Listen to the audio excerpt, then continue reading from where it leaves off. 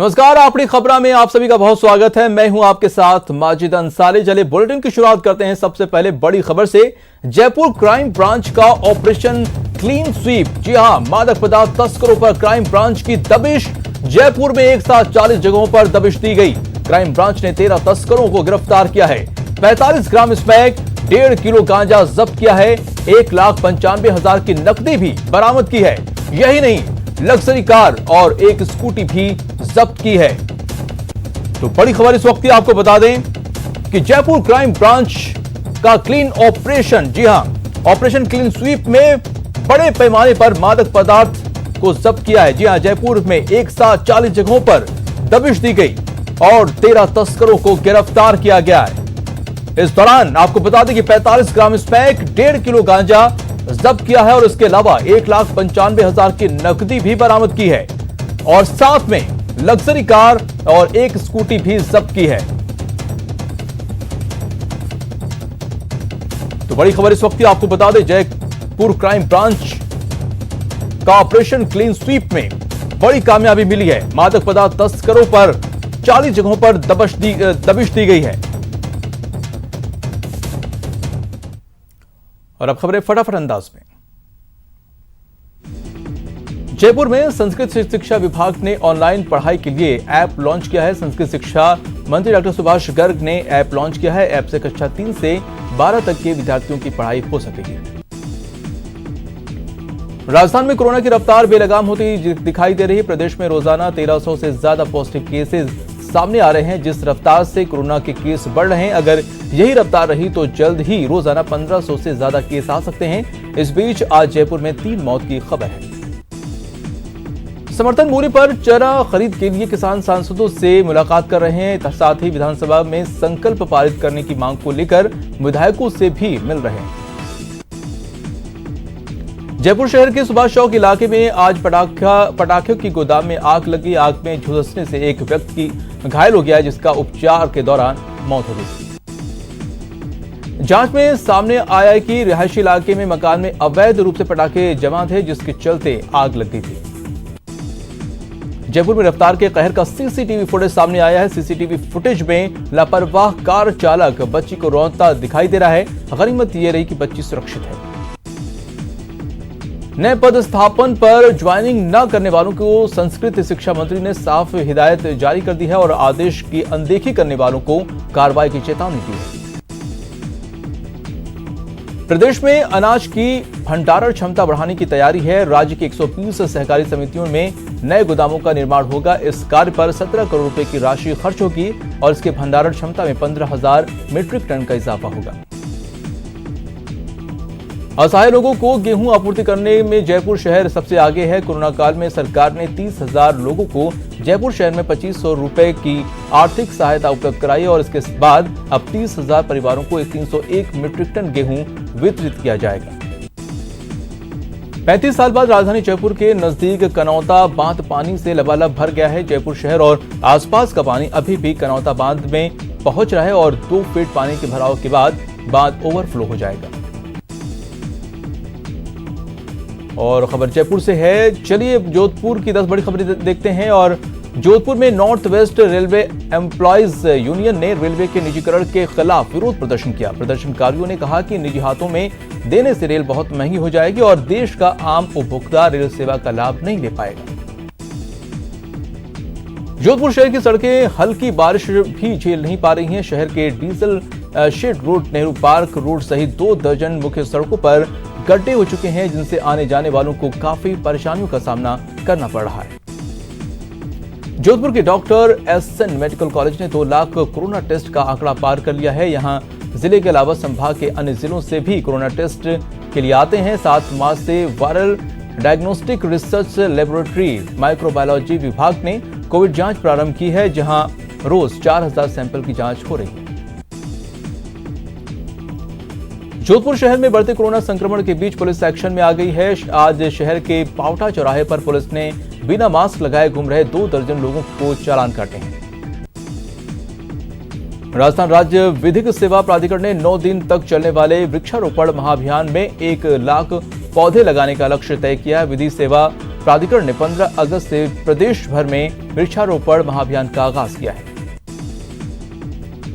जोधपुर के 7 ब्लॉक में खुलने वाली इंग्लिश मीडियम स्कूलों के लिए अभ्यर्थियों के इंटरव्यू हो रहे हैं। अतिरिक्त निदेशक प्रेमचंद सांखला ने बताया कि जिले के 7 ब्लॉक में 28 पदों के लिए शिक्षकों के इंटरव्यू चल रहे हैं, जिसमें आज 67 अभ्यर्थियों ने इंटरव्यू दिया।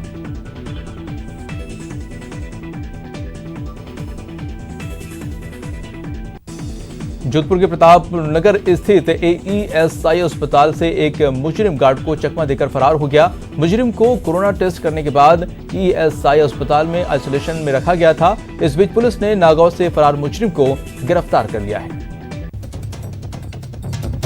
और इस वक्त एक बड़ी खबर आ रही है। जी हां, CMR में समीक्षा बैठक चल रही है। कृषि सहायक की सहकारिता की हो रही समीक्षा बैठक। मुख्यमंत्री अशोक गहलोत कर रहे हैं समीक्षा। विभाग के अधिकारी बैठक में मौजूद हैं। और आपको बता दें, कृषि मंत्री लालचंद कटारिया और सहकारिता मंत्री उदयलाल आंजना VC के जरिए जुड़े हुए हैं और मुख्य सचिव राजीव स्वरूप बैठक में मौजूद हैं। तो ACS वित्त निरंजन आर्य, सीएम के प्रमुख सचिव कुलदीप रांका, विभागों के आलाधिकारी बैठक में मौजूद हैं। तो इस वक्त बड़ी खबर आपको बता दें कि CMR में अहम बैठक शुरू हो चुकी है। जी हां, कृषि सहकारिता की हो रही है समीक्षा बैठक। मुख्यमंत्री अशोक गहलोत की अगुवाई में यह बैठक चल रही है और इस बैठक में विभाग के आला अधिकारी भी मौजूद हैं। इसके अलावा कृषि मंत्री लालचंद कटारिया और सहकारी मंत्री उदयलाल आंजना वीडियो कॉन्फ्रेंसिंग के जरिए जुड़े हुए हैं। और इसके अलावा मुख्य सचिव राजीव स्वरूप भी बैठक में मौजूद हैं।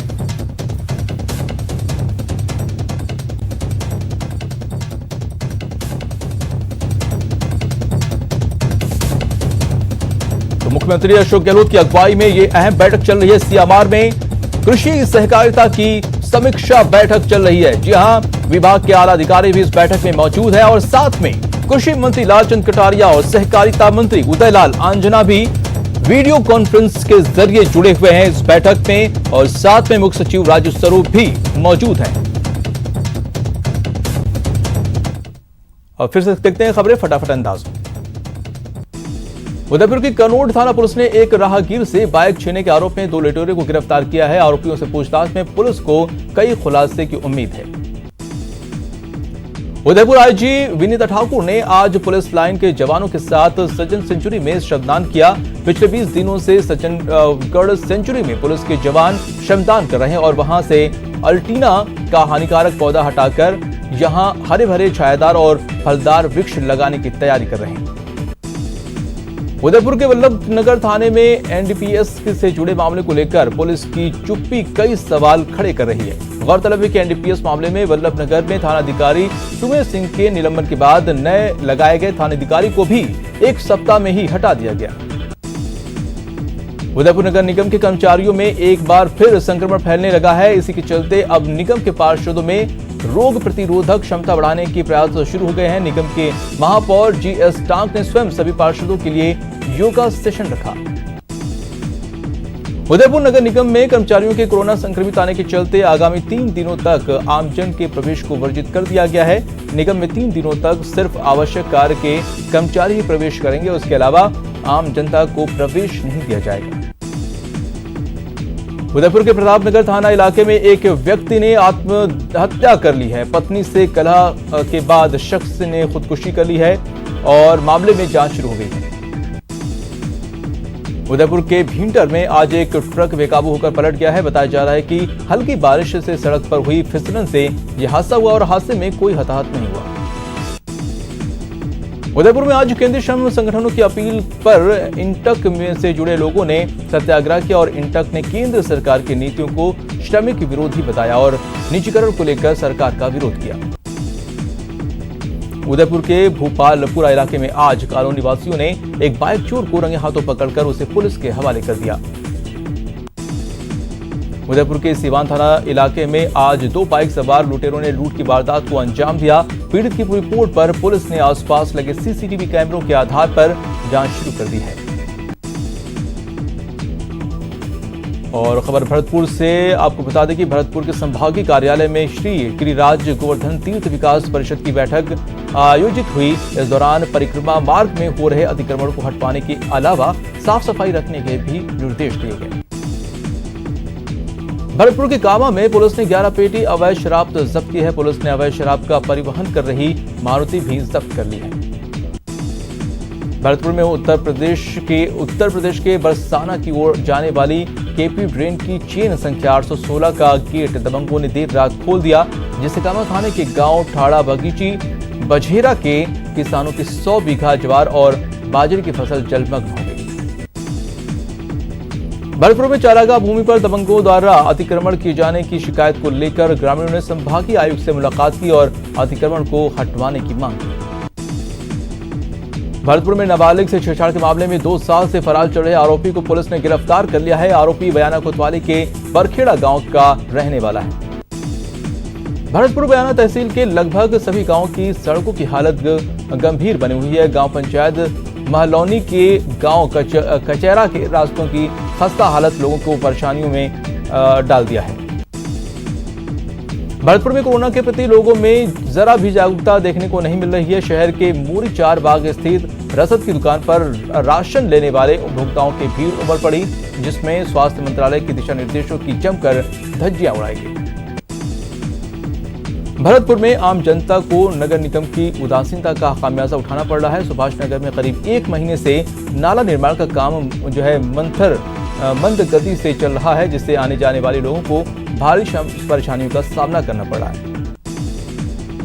भरतपुर के नदवई कस्बे में प्रतिदिन आ रहे कोरोना संक्रमण को देखते हुए एसडीएम के कस्बे में अग्रिम आदेश तक संपूर्ण लॉकडाउन का निर्णय लिया और आज जारी आदेश का कस्बे में व्यापक असर देखने को मिला।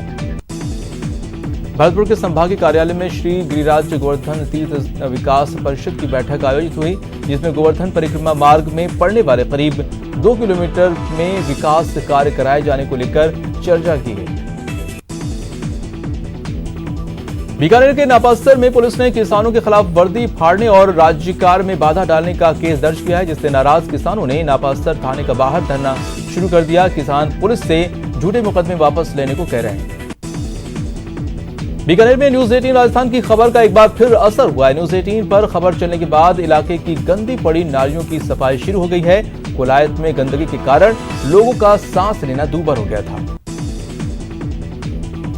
कोरोना के प्रति जागरूकता को लोगों को जागरूक करने और नशा मुक्ति अभियान के तहत बीकानेर में स्काउट गाइड्स ने साइकिल रैली निकाली। कलेक्टर नमिता मेहता ने हरी झंडी दिखाकर रैली को रवाना किया।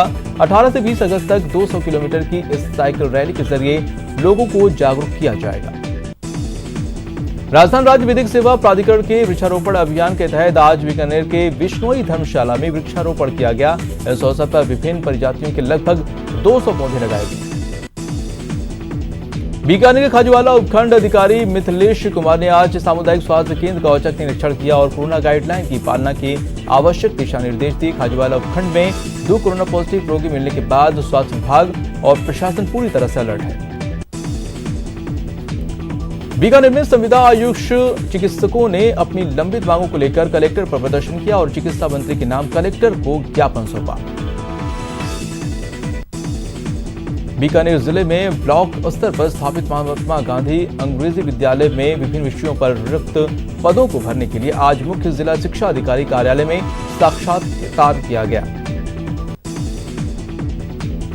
बीकानेर के पीबीएम में फैल रही अव्यवस्थाओं को लेकर बीजेपी कार्यकर्ताओं ने आज विरोध जताया। बीजेपी कार्यकर्ताओं ने पीबीएम अस्पताल में पहुंचकर अपनी नाराजगी जताई और क्वारंटाइन किए गए मरीजों की अनदेखी का आरोप लगाया। अजमेर में आज जिला स्तरीय वन महोत्सव का आयोजन किया गया, जहां कई प्रकार के पौधों का रोपण किया गया।